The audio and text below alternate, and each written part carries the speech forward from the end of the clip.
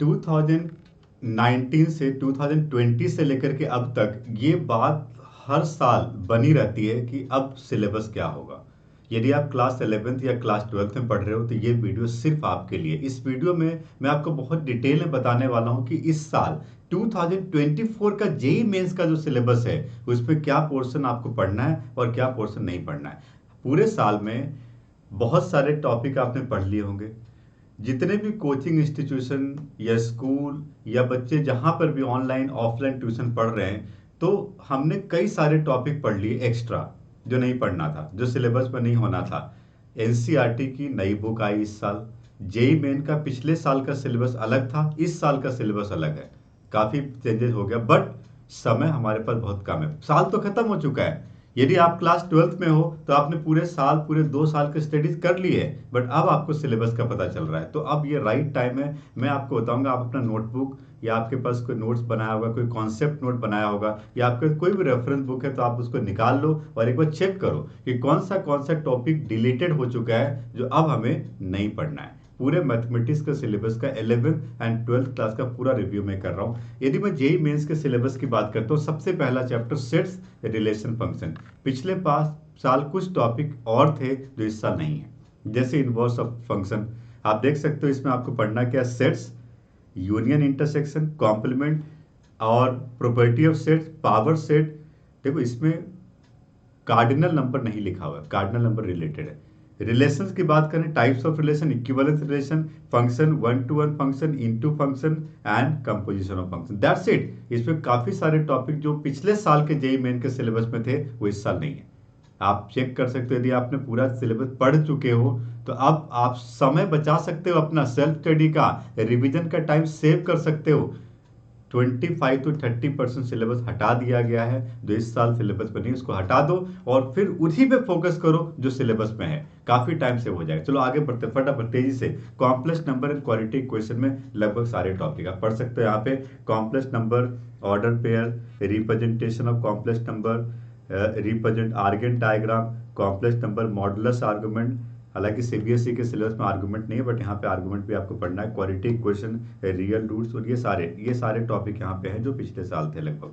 Matrices determinant में एक major part जिसके ऊपर हमने बहुत मेहनत करी, प्रॉपर्टीज ऑफ डिटर्मिनेंट, वो सिलेबस में नहीं, उसके ऊपर कोई क्वेश्चन नहीं पूछा जाएगा।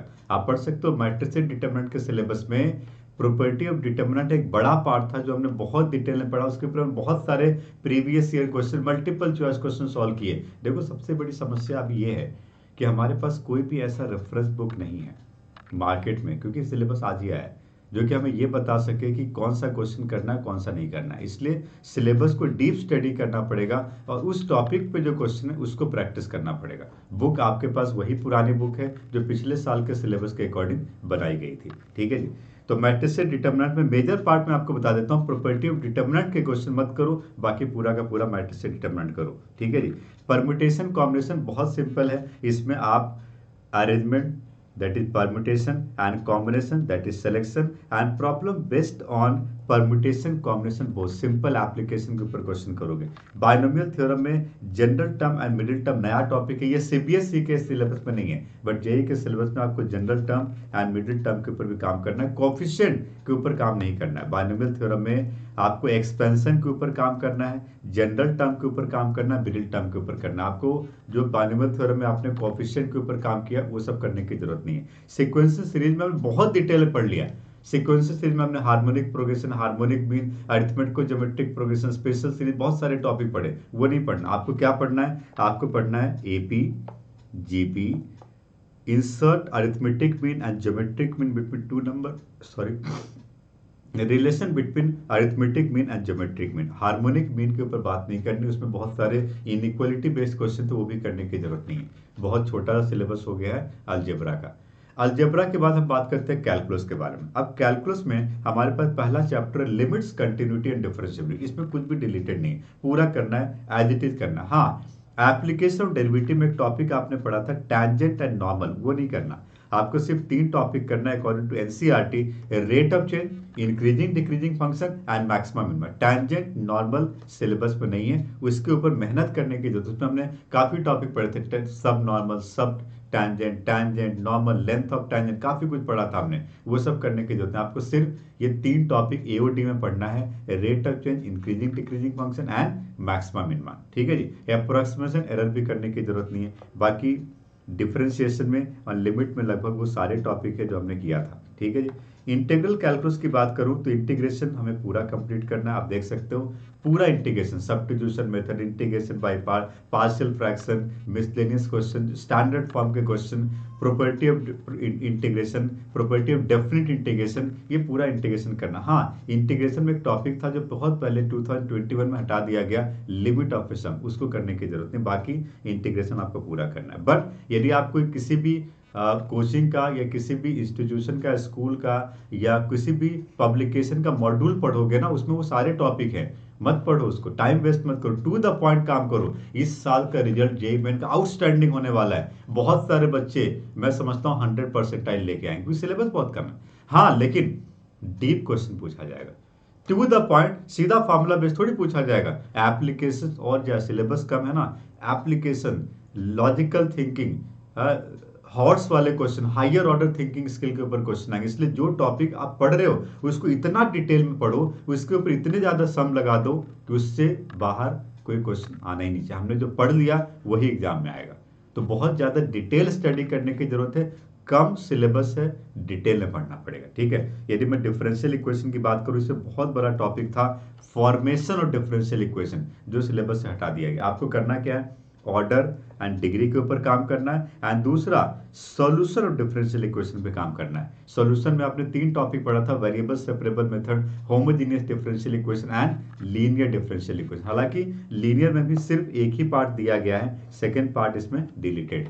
इसके बाद यदि मैं कोऑर्डिनेट ज्योमेट्री की बात करूं, कोऑर्डिनेट ज्योमेट्री में कोनिक सेक्शन आपने बहुत डिटेल में पढ़ा। स्ट्रेट लाइन तो बिल्कुल सही है, जो आपने पढ़ा वही सिलेबस में आएगा, बेसिक आपने क्लास 10th में पढ़ा था। बट कोनिक सेक्शन में आप बहुत डिटेल में पढ़े हो, आपको नहीं पढ़ना। आपको क्या पढ़ना है, क्या रिवाइज करना है, सुनो आपको क्या रिवाइज करना है, circle, general equation of circle, ठीक है, सर्कल के बारे में पूरी बात होगी, लाइंस एंड सर्कल के ऊपर क्वेश्चन। अच्छा, इसमें एक बड़ा टॉपिक था टैंजेंट, वो नहीं है, देखो पढ़ के देखता हूं मैं, and point of diameter, point of intersection नहीं है सिलेबस में। बड़ा टॉपिक था टैंजेंट ऑफ ए सर्कल, वो नहीं करना। आपको क्या करना है, equation of conic section, parabola, ellipse, hyperbola, standard form केवल। पैराबोला, इलिप्स एंड हाइपरबोला हमने बहुत डिटेल में पढ़ा, शिफ्ट ऑफ ऑरिजिन और बहुत सारे डिफरेंट टाइप ऑफ पैराबोला, वो सब नहीं करना। सिर्फ स्टैंडर्ड फॉर्म का पैराबोला, स्टैंडर्ड फॉर्म का इलिप्स एंड स्टैंडर्ड फॉर्म का हाइपरबोला के ऊपर आपको मेहनत करनी है। तो कोनिक सेक्शन एक मेजर पार्ट था जिसपे रिवीजन का बहुत टाइम सेव हो जाएगा हमारा, ठीक है जी। इसके बाद 3 डायमेंशनल ज्योमेट्री का एक बहुत मेजर पार्ट था प्लेन, वो आपके सिलेबस में नहीं है। प्लेन नहीं पढ़ना, आपको 2 टॉपिक पढ़ना है 3 डायमेंशनल में। एक तो पढ़ना direction ratio, direction cosine, and दूसरा टॉपिक आपको पढ़ना है स्ट्रेट लाइन, जिसमें equation of straight line, angle between 2 straight line, distance between 2 line and distance between 2 skew lines and parallel line. बस खत्म, इतनी सी बात, equation of line, skew line, direction ratio, direction cosine, angle, बस खत्म। Plane एक बहुत बड़ा टॉपिक था जिसमें बहुत टाइम लगता था, वो टॉपिक आपको रिवाइज करने की जरूरत नहीं है। और जब हम प्लेन पढ़ लेते थे तो बहुत सारे question based on relation between straight line and plane आता था, वो भी सिलेबस पर नहीं है, सिर्फ स्ट्रेट लाइन पढ़ना है। बहुत छोटा सिलेबस हो गया 3D का।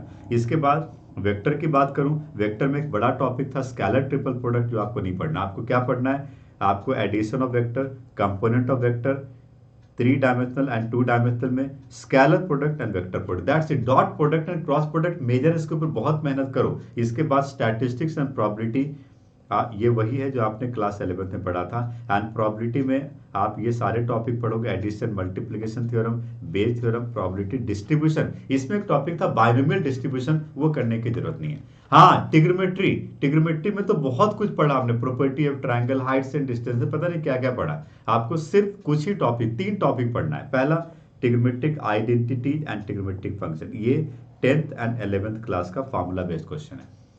Second, inverse trigonometric function and their properties, ठीक है।